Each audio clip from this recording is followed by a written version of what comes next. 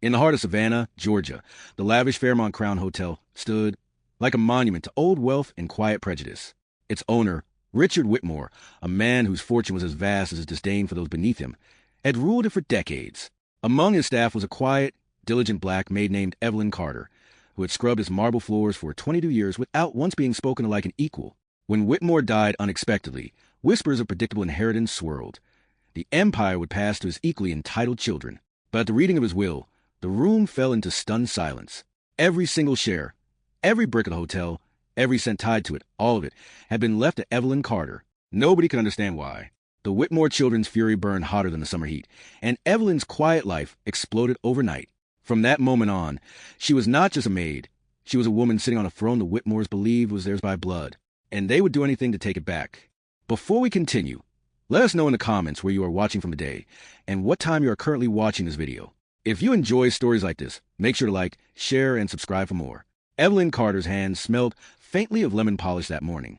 She had been buffing the brass handrails in the main lobby, her thin frame bent low, her rag moving in patient circles. Outside, the sun spilled golden light through the wide glass doors, casting patterns on a marble floor she had mopped twice before breakfast. The Fairmont Crown Hotel was waking up. Bellhops hurried past, wheeling luggage. A concierge with a smile too practiced for sincerity greeted guests arriving in town for the Southern Business Summit. Evelyn, dressed in her crisp black and white uniform, kept her head down. That was the way she'd learned to survive here, stay invisible. She had worked in this building since she was 23. Now, at 45, her life was measured in sheets folded, floors scrubbed, and the muted clink of glasses in banquet halls she would never dine in. She didn't mind. It was steady work, and it helped her raise her daughter, Mia, who was now away at college studying business. But that day was different. Around 10 o'clock, a murmur spread through the lobby. Guests leaned toward one another. Staff whispered in corners. Evelyn straightened up, a hand on her lower back, and caught a bellhop shaking his head as he spoke to another. "Mr. Whitmore's gone," he said. She froze. Richard Whitmore, the man who owned everything here, including her job, dead? She had seen him just last week, striding across the lobby with his white linen suit, barking orders at the manager. He never looked her way, but she had felt his presence like a shadow. "How?" Evelyn asked quietly. "Heart attack, in his study at the estate. Happened last night." By noon, reporters crowded outside the hotel entrance, cameras flashing whenever a suited executive appeared. Evelyn stayed out of sight, dusting the upper floors. Still, she heard snatches of conversation between managers and lawyers. Words like will, probate, and family gathering at the law office floated through the air. 2 days later, Evelyn received an envelope. It was cream color thick, with her name typed in neat black letters, Evelyn Carter. Confused, she opened it at her kitchen table that night. Inside was a short letter from Whitmore's attorney, requesting her presence at the reading of his will. She thought it was a mistake. Why would she be there? She almost threw it away, but kept it on the counter beside the fruit bowl. The next morning, she stood outside the law office, her only dress pressed, her hair pulled back smooth. She hesitated before walking in, feeling the sting of curious eyes from the Whitmore family already seated inside. Richard's children were there. Bradley, the eldest son with a square jaw and expensive watch. Lauren, the daughter whose diamond earrings caught the light. And Michael, the youngest, still in his 20s but already with the smugness of inherited privilege. They sat stiffly, whispering behind their hands. Evelyn took a chair in the corner, apart from them. The lawyer, a thin man with silver glasses, cleared his throat and began. He read through a list of smaller bequests, a trust fund for a nephew, art pieces to a museum. The Whitmore sat upright, waiting for the big reveal, the hotel. Then the lawyer's voice did not waver, but the words hung in the air like a thunderclap. "I, Richard James Whitmore, being of sound mind, hereby bequeath the entirety of the Fairmont Crown Hotel, including all associated assets, to Evelyn May Carter, presently employed as head maid at said property." The room went dead silent. Evelyn blinked, unsure if she'd heard correctly. Bradley was the first to react, half rising from his seat. "What kind of sick joke is this?" Lauren's mouth fell open. "She's the maid." Michael laughed in disbelief, but it was a sharp, angry sound. "This is fraud, pure fraud." The lawyer adjusted his glasses. "The will is legally binding. Mr. Whitmore signed it in the presence of 2 witnesses and notary." Evelyn's heart pounded in her ears. She felt every gaze on her, heavy with shock and something darker, hatred. Outside the office, after the reading ended, Bradley stormed past her, muttering under his breath. Lauren didn't bother to hide her glare. Only Michael lingered a second, leaning close enough for his voice to be low and cold. "This isn't over," he said. "That night, Evelyn sat alone at her kitchen table again, staring at the letter the lawyer had given her. It confirmed everything. She was now the legal owner of the Fairmont Crown Hotel. She didn't sleep. She kept thinking about the Whitmore's faces, about Michael's words. Something told her they would not let this stand. And she was right. 2 days later, she arrived at the hotel to find Whispers following her through the corridors. Staff she'd worked beside for years avoided her eyes. In the manager's office, a letter awaited her, a notice from the Whitmore siblings' attorneys challenging the will. Evelyn set the paper down slowly, her hands trembling. Outside, the grand lobby buzzed with life, but somewhere in that hum was the sound of war brewing. Because the Fairmont Crown Hotel was no longer just a place where she worked. It was hers, and the Whitmores wanted it back. Evelyn woke before sunrise, the weight of the notice from the Whitmore lawyers pressing on her chest like a stone. The kitchen was still dark, except for the faint glow from the street lamp outside her window. She made coffee, but her hands were shaking so much that she spilled a little on the counter. Her phone buzzed. It was Mia. "Mom, I saw the news." Mia's voice was quick, almost breathless. "Is it true? You own the hotel now?" Evelyn hesitated. "That's what the will says." There was a pause. "Mom, they're not going to like that." Evelyn closed her eyes. They already don't. By the time she reached the hotel that morning, she could feel the change in the air. The Fairmont Crown had always been formal, professional, but now it felt tense, like every chandelier and polished surface was holding its breath. Staff she had known for years glanced at her and looked away. In the break room, her closest friend on the staff, Rosa, pulled her aside. "Evelyn, be careful," she whispered. "Bradley was here yesterday, talking to the board members. He's saying you tricked Mr. Whitmore into changing his will." Evelyn's eyes narrowed. "That's a lie." Rosa squeezed her arm. "Doesn't matter if it's true. They just want you out." Later that morning, Evelyn walked through the lobby. Her steps echoed on the marble, and every sound felt amplified. She noticed 2 men in dark suits watching her from the far side of the room. They weren't guests. She could tell by the way they stood, rigid, purposeful. At the reception desk, the manager, Mr. Hill, forced a thin smile. "Mrs. Carter. Or is it Miss? I suppose it's owner now?" He chuckled awkwardly, but his eyes didn't match the smile. "Evelyn is fine," she said, her tone steady. "Well, Evelyn, I just want you to know, we all want what's best for the hotel. But there's a lot of concern from the investors. The Whitmores have been reaching out." She met his gaze. "I'm sure they have." The truth was, Evelyn had no idea how to run a hotel. She could keep her room spotless, but budgets, staff schedules, and investor meetings were another world entirely. Still, she wasn't about to hand it back to the Whitmores just because they didn't like what their father had done. Around noon, the first move came. A letter from the Whitmores' attorney was hand-delivered to her by one of the suited men. It stated in stiff legal language that they were contesting the will, citing possible undue influence and lack of mental capacity on Richard Whitmore's part. She read it standing in the middle of the lobby. Guests strolled past with shopping bags, unaware of the storm brewing under the chandeliers. That evening, as Evelyn locked up her small apartment, she heard the crunch of tires on gravel. A sleek black car idled outside. She couldn't see through the tinted windows, but she knew it wasn't a coincidence. She waited, standing by her front door. The car didn't move.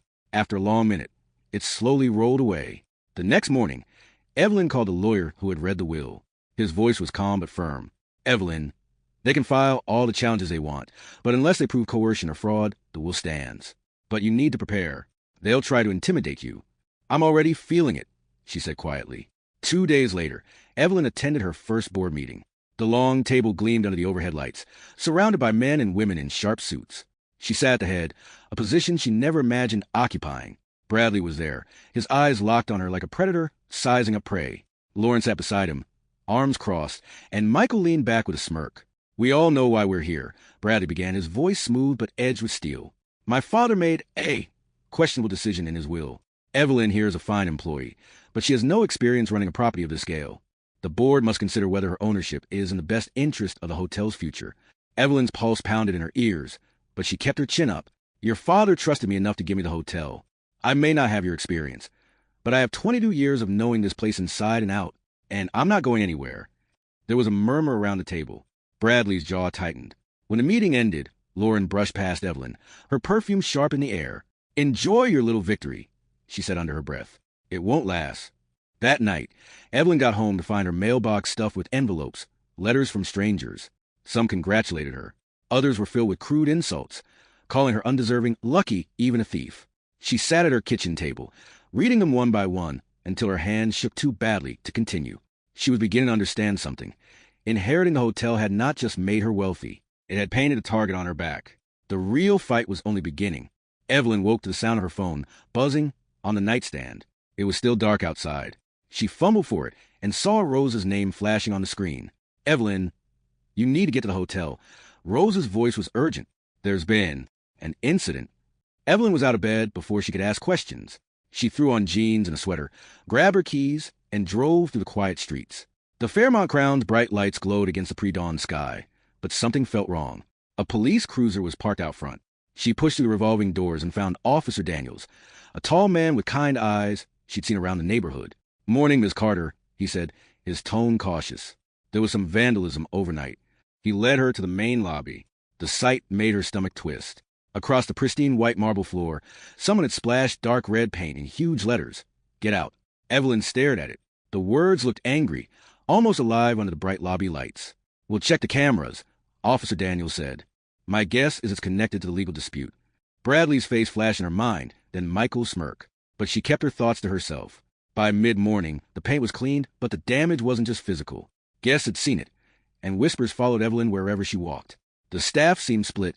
Some offered quiet words of support. Others avoided her completely. In the afternoon, she met again with her lawyer, Mr. Paulson. His office smelled faintly of old books and coffee.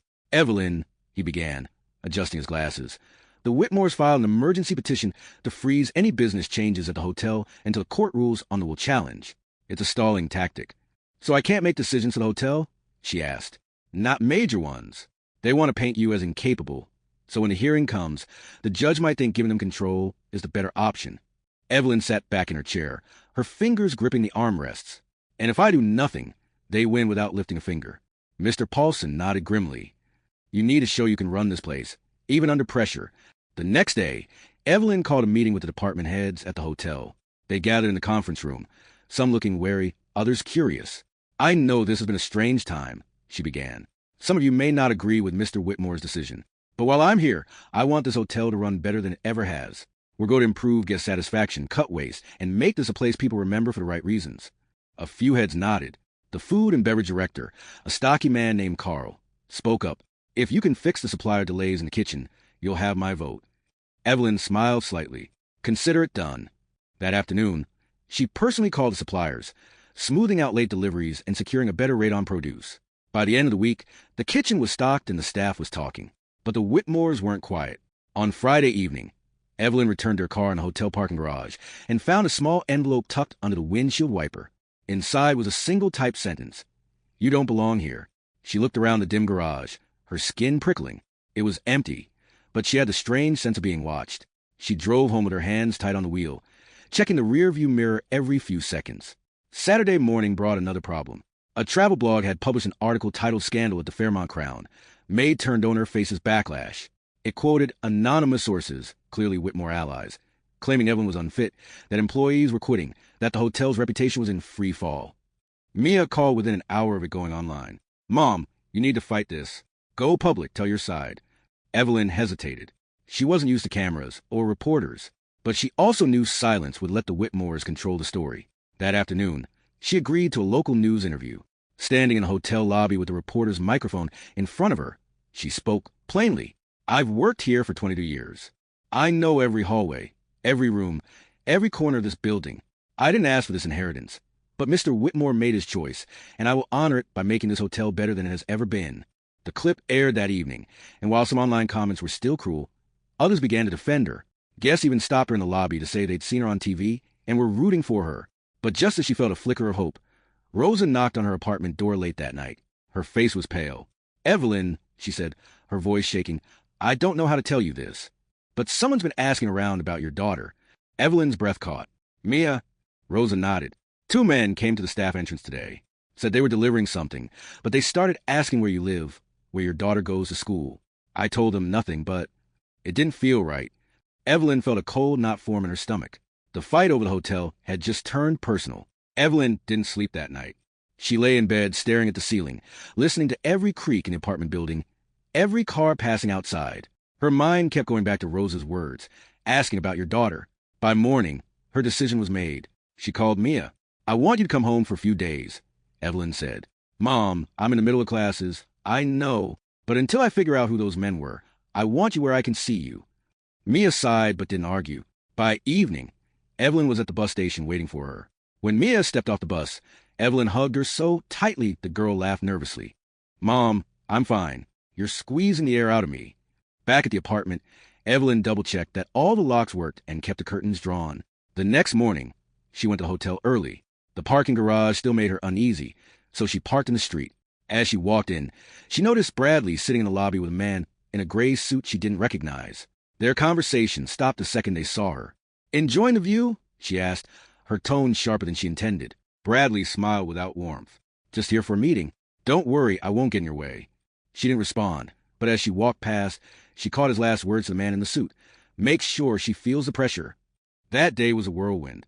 A group of guests complained about their rooms, claiming they'd been double booked. The housekeeping manager swore no such thing had happened. Evelyn suspected sabotage but had no proof. In the afternoon, she met with Mr. Hill, the manager, to review operations. He looked uncomfortable. "Evelyn, the Whitmores have been calling some of the staff directly, offering them better positions at other hotels. If they keep this up, we'll be shorthanded. They're trying to make me fail," she said flatly. Mr. Hill leaned forward. "Then, don't give them the satisfaction. We tighten up, we work harder, and we make this place shine." It was the first time he'd shown genuine loyalty, and it gave her a spark of determination. The next day, Evelyn decided to personally check every department. She started in the kitchen, where Carl was already shouting instructions to his team. "Supplies are coming in on time now," he told her, "and the food quality's never been better. You keep that up, and I'll stand with you." She moved through housekeeping, laundry, and guest services, speaking to every employee she could. Some still kept their distance, but others began warming up, seeing her commitment. But just as she felt a shift, trouble struck again. Late in the afternoon, a guest approached in the lobby holding a small paper bag. "Excuse me, ma'am," he said, frowning. "This was left in my room. I don't think it's mine."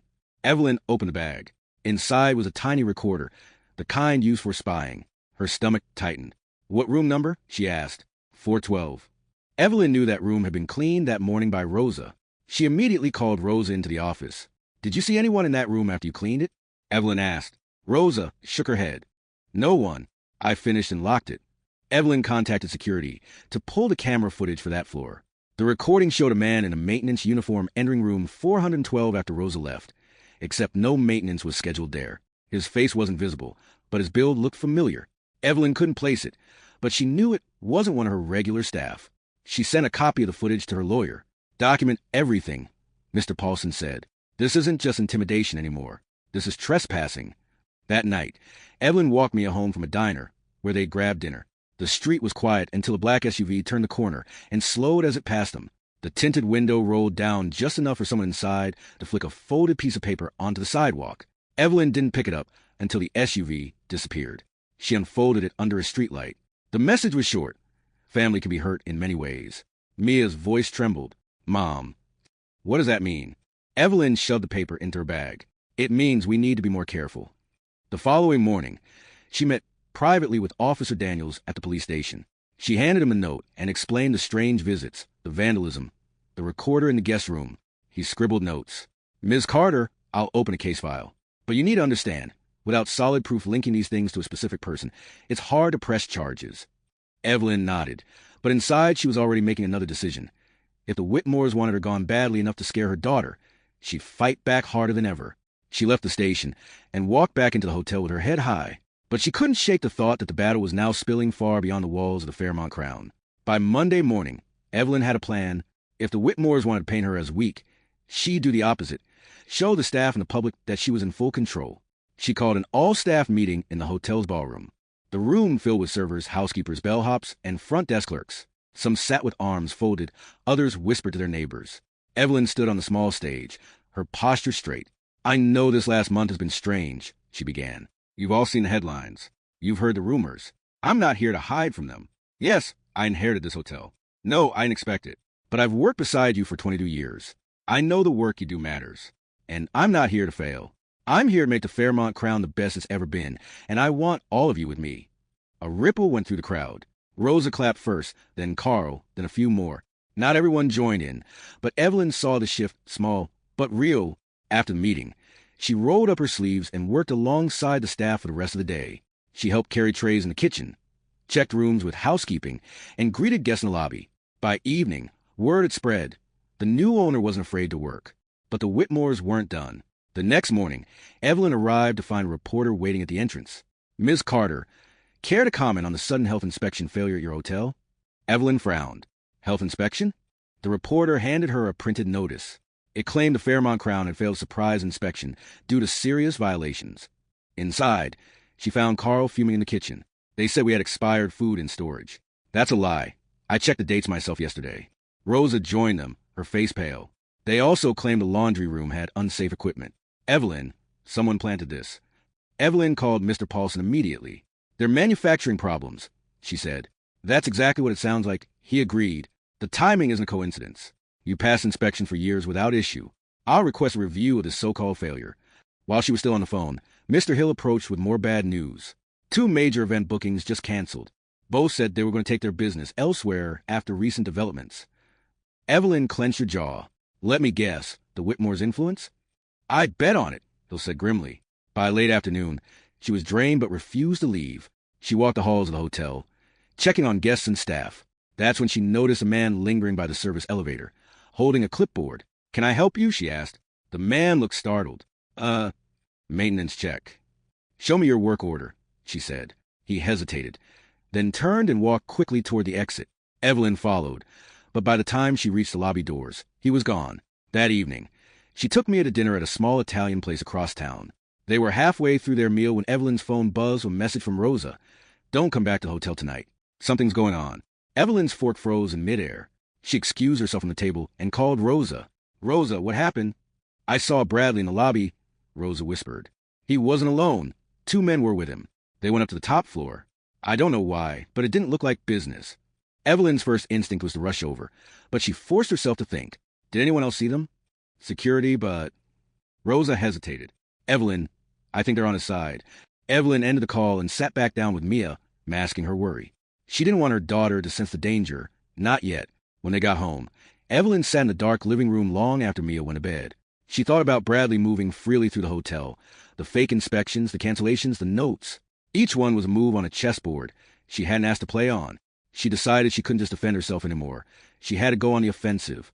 The next morning, she called a trusted contact she hadn't spoken to in years, an old friend of her late husband who now worked as a private investigator. His name was Dean Weller, a man with a rough voice and a reputation for digging up the truth no matter how deep it was buried. "Evelyn Carter," he said when he answered. "It's been a while. What kind of trouble are you in?" "The kind where people want me gone," she replied. "And I need to know exactly how far they're willing to go." Dean chuckled without humor. "Sounds like you're about to find out." Evelyn gave him every detail she could. The vandalism, the threats, the planted recorder, the inspection. "All right," Dean said. "Give me 48 hours. I'll start digging." When she hung up, Evelyn felt a flicker of something she hadn't felt in weeks: control. She didn't know what Dean would find, but she knew one thing for certain. The Whitmores were about to learn she wasn't the same quiet maid they used to ignore. 2 days after Evelyn called Dean, she sat in her small office at the Fairmont Crown, the ticking of the wall clock almost louder than her thoughts. She was halfway through reviewing the week's occupancy reports when her phone buzzed. It was Dean. "Got something," he said. "Meet me at O'Malley's Diner in an hour. And come alone." Evelyn's pulse quickened. She grabbed her coat, told Rosa she'd be out for a bit, and drove to the diner. Dean was already in a booth at the back, a coffee steaming in front of him. He looked older than she remembered, more gray in his hair, lines deep in his face, but his eyes were sharp. "What did you find?" she asked as she slid into the seat across from him. Dean pulled a small folder from his bag and opened it. First, those so-called health inspection violations? Completely fabricated. The inspector who signed off on the report has been seen having lunch with Bradley twice in the last month. Evelyn's jaw tightened. Second, Dean continued, flipping a page. "Your canceled event bookings? Both companies are linked to a hospitality group owned by one of Bradley's business partners." She exhaled slowly. "They're choking me from every side." Dean leaned in. "It gets better or worse, depending on how you look at it. Remember that man in the maintenance uniform you saw on camera? His name's Victor Lang.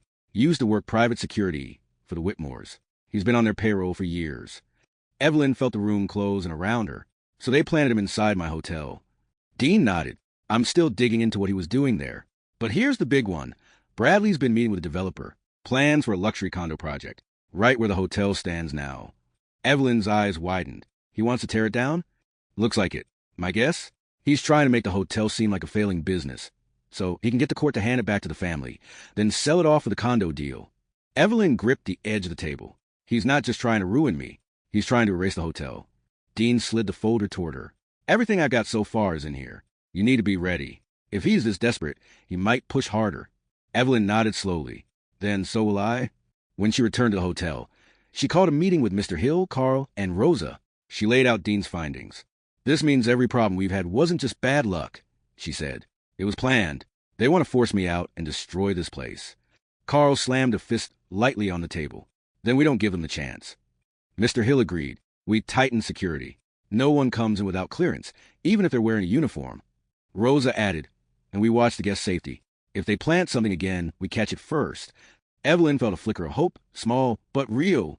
That night, she stayed late at the hotel, going through old files and staff records, trying to spot any weak points the Whitmores could use. Around 11, she decided to head home. The streets were quiet, the air crisp. She reached her car and slid into the driver's seat, but before she could start the engine, she noticed something. Her rearview mirror was tilted. She never left it that way. A knot formed in her stomach. Slowly, she reached up and adjusted it. That's when she saw it, a small black device tucked under the backseat headrest. She didn't touch it. Instead, she got out of the car, locked the doors, and called Dean. Sounds like a tracker. He said immediately, "Don't go back to the car. I'll have a guy come pick it up and run it for prints." Evelyn waited on the sidewalk until Dean's contact arrived. The man carefully removed the device with gloves and sealed it in a bag. The next morning, Dean called with an update. Your tracker? Bought with a prepaid card. Untraceable. But there were partial prints, and guess who they match? Victor Lang, Evelyn said, her voice cold. Bingo. That same afternoon, as she was walking through the lobby, she spotted Bradley coming out of the elevator. He was smiling, as if he owned the place. Enjoy my hotel? Evelyn asked. Bradley's smile didn't fade. Enjoy it while you can, Evelyn. The court date's coming fast. She stepped closer, meeting his eyes. And so is your mistake. Bradley's smile twitched just slightly before he walked away.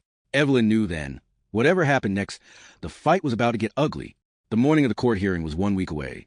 But Evelyn could already feel the tension like a storm hanging over the hotel. She arrived early that Monday, walking to the lobby with her head high, even though she knew eyes were following her every move. Dean was waiting for her in her office. He looked tired, like he hadn't slept. I've got more, he said, placing a flash drive on her desk. Security footage from last night. You're going to want to see this. Evelyn plugged it into her computer. The grainy black and white video showed the staff entrance. At 2:14 a.m., a man in a hoodie slipped inside, carrying a large bag. A minute later, Victor Lang appeared from the shadows, unlocking the door for him. Dean paused the video. That bag's too big to be innocent. My guess they planted something. Evelyn's stomach turned. Where? That's the bad part. Security didn't catch him leaving. Evelyn immediately called Mr. Hill and Rosa to her office. They reviewed the footage together, then split up to search the hotel from top to bottom. By midday, Carl called from the kitchen freezer. You better come down here, he said. When Evelyn arrived, Carl pointed to a stack of boxes labeled Sea Base, fresh. He pulled one open. Inside wasn't fish. It was a small black case with wires and a flashing red light. Evelyn's breath caught. Is that? Dean, who had followed her down, knelt beside it. Not a bomb. A jammer. It blocks wireless signals, security cameras, guest Wi-Fi, even some phone calls. Evelyn's mind raced. So they can move through the hotel without being recorded. Dean nodded. Exactly. And if they can't be seen, they can plant whatever they want, drugs, fake evidence, you name it. She called Officer Daniels immediately. He arrived with 2 other officers, took photos, and bagged the device. This crosses into criminal territory now, he told her.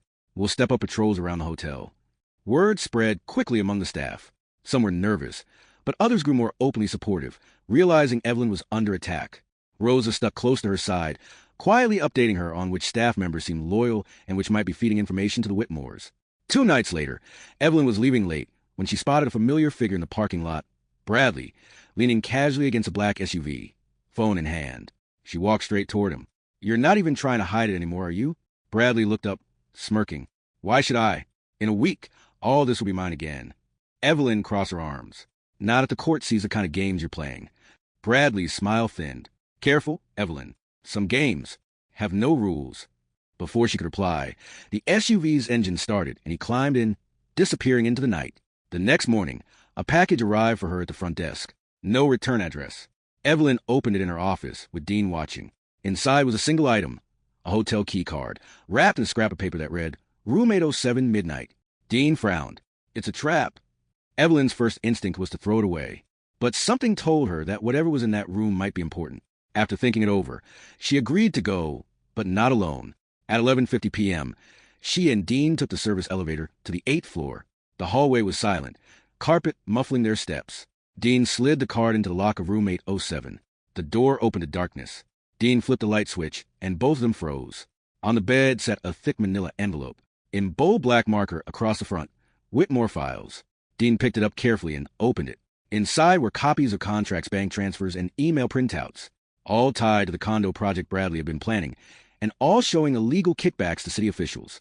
This, Dean whispered, could bury him. Evelyn's heart pounded.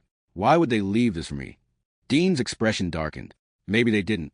Maybe someone inside the Whitmore circle just turned on him. They slipped the envelope into Dean's bag and left quickly, making sure no one saw them. Back in her office, Evelyn stared at the documents spread out on her desk. For the first time since this battle began, she had real ammunition. But she also knew, if Bradley realized she had these, things could turn dangerous very fast. The morning after finding the envelope in room 807, Evelyn barely slept. She kept replaying the moment in her head. The quiet hallway, the strange invitation, the files that could ruin Bradley Whitmore's life. She arrived at the hotel before sunrise, locking the documents in her desk drawer. Dean came in with 2 coffees and shut the door. We need to think this through. If these papers are legit, they could end the Whitmore's case in one swing.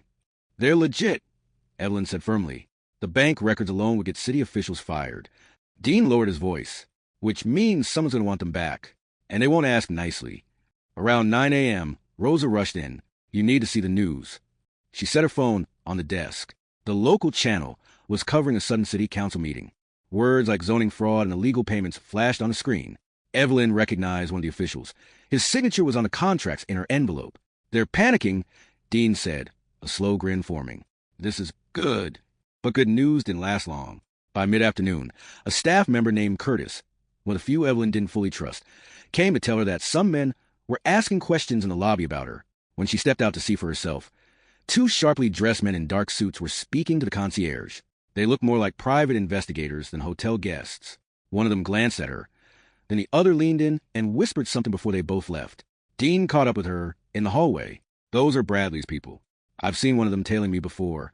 That evening, Evelyn decided to make a copy of every single document in the envelope. She and Dean worked in her office with the blinds drawn, scanning each page and saving it to a password-protected drive. She gave a copy to Officer Daniels as well, just in case something happens. 2 days later, Evelyn got a call from Daniels. You were right to give me those copies, he said. Someone broke into the police evidence room last night. Guess what they were looking for? Her pulse quickened. The envelope? They didn't get it, Daniels assured her. But this confirms you're dealing with people who aren't afraid of crossing lines. That night, Evelyn stayed at the hotel instead of going home. She booked a room on the 6th floor and told only Rosa and Dean. At 1:30 a.m., she woke to faint footsteps in the hallway outside. She got up quietly, peeking through the peephole. It was Curtis, the staff member she didn't trust, walking slowly and checking each door. In his hand was a key card. He stopped at her door, slid the card in, but the lock didn't open because she had bolted it from inside. Her heart pounded as she backed away from the door. Curtis moved on, disappearing around the corner. The next morning, she called Curtis into her office. You were on the 6th floor at 1:30 a.m., she said. He blinked, clearly not expecting her to know. Just doing a security check. In the guest wing? Evelyn asked, her voice sharp. Without telling security? Curtis stammered, then clammed up. She suspended him on the spot. Rose escorted him out, but not before he muttered under his breath. You have no idea what's coming. Later that afternoon, Dean returned from a meeting downtown with a grim look. Bradley's lawyers just filed an emergency motion. They want the court to freeze all hotel operations until the hearing, which means you'd lose control immediately. Evelyn slammed her hand on the desk. They're trying to scare me into backing down. Dean leaned in. Then we scare them right back. We drop those documents into the public record before they can stop us. She hesitated. If I do that, they'll know I'm the one who leaked it. They already know, Dean said. The following morning, Evelyn dressed in her sharpest suit and walked into the county courthouse with the envelope in hand. She filed it as part of her defense evidence. The clerk stamped the papers, making them public. That night, the story broke on every major local station. Headlines read, Leaked documents tie Whitmore heir to City Hall corruption. Reporters camped outside the hotel by morning. Guests whispered in the lobby. Staff members peeked at news updates on their phones. Bradley didn't make a statement, but his sister, Victoria, went live on TV, her voice shaking with controlled anger. These so-called documents are fabricated. Evelyn James is a disgruntled former Maid-playing victim to steal what's rightfully ours. Evelyn watched the interview with Rosa, who muttered, "She's scared. I can hear it."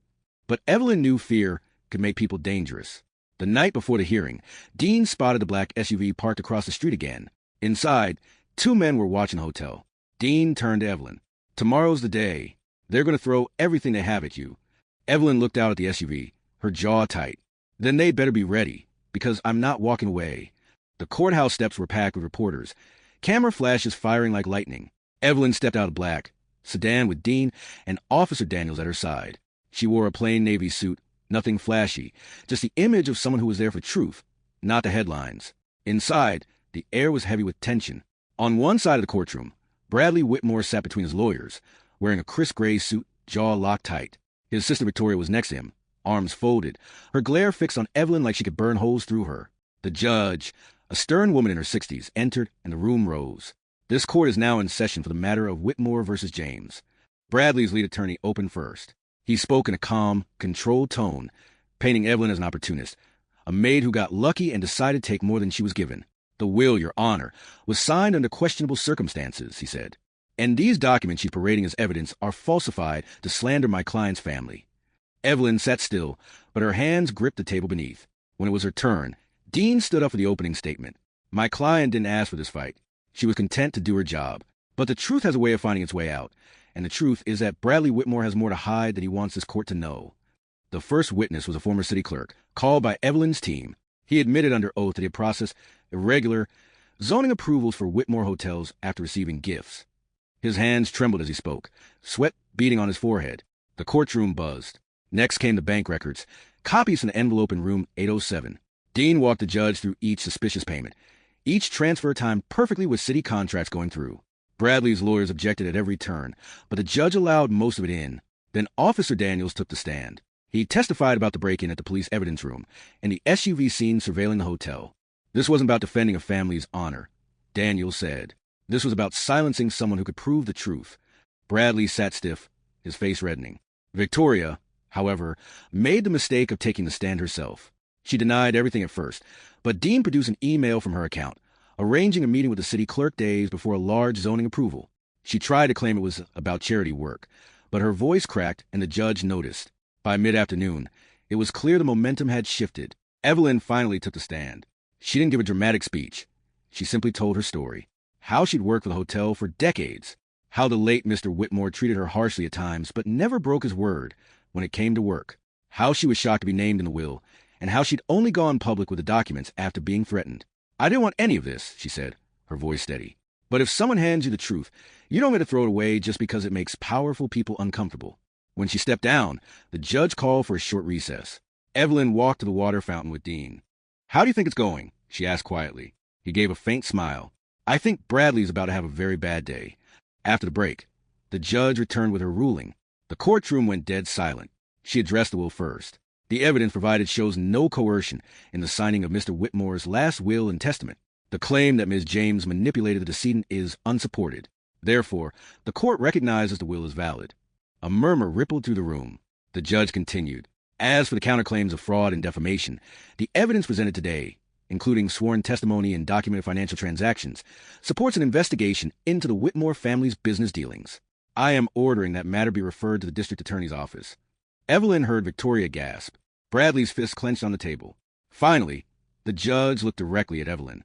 "Ms. James, you are the rightful owner of the Whitmore Grand Hotel. This court will ensure you retain control, free from interference." For a moment, Evelyn couldn't move. She just stared ahead, trying to process it. Then Dean leaned in. "You just won," he whispered. Outside the courthouse, the press swarmed. Microphones shoved toward her, cameras flashing. Evelyn held up her hand. "I don't have much to say, except this. The truth matters. No matter how small you think you are, you can stand up for it." Bradley and Victoria hurried into their SUV, ignoring reporters' questions. The look on their faces was not just anger, it was fear. Back at the hotel, staff members lined the lobby, cheering as she walked in. Rosa hugged her so tight, she almost couldn't breathe. "I told you they were scared," Rosa whispered. That night, Evelyn stood alone in the rooftop lounge, looking out over the city lights. The fight had been long and ugly, and she knew it wasn't over. There would still be whispers, maybe even more attempts to shake her. But the Whitmore Grand was hers now, and for the first time in weeks, she allowed herself a quiet smile. Somewhere deep down, she suspected that's exactly why the late Mr. Whitmore had done it, not to stir chaos, but because he knew she'd keep the place standing when everyone else only saw a way to take it apart. And as the city's night breeze swept over her, Evelyn decided that was exactly what she was going to do. If you like this story, make sure to like, share, and subscribe. Also and other to strengthen our community. Let us know in the comments where you are watching from and what time you are currently watching this video.